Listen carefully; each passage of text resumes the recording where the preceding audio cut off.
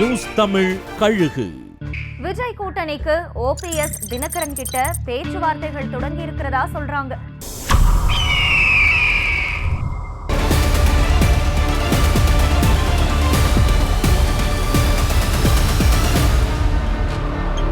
இப்போதைக்கு அரசியல்ல கூட்டணி இல்லாத தனிக்காட்டு ராஜாவா இருக்கிற விஜய் கூட ஓபிஎஸ் தினகரன் கூட்டணிக்காரன் கோப்பாங்கன்னு அடிச்சு சொல்றாங்க.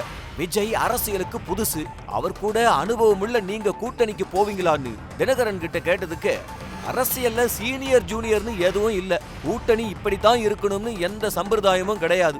எம்ஜிஆர் கட்சி ஆரம்பிச்சு தேர்தலை சந்திச்சப்ப கம்யூனிஸ்ட் மூத்த தலைவர்கள் அவரோட கூட்டணியில சேர்ந்தாங்கன்னு தினகரன் பதில் சொல்லி விஜய் கூட கூட்டணி வைக்க தனக்கு தயக்கம் இல்லைன்னு தெளிவுபடுத்தி இருக்காரு.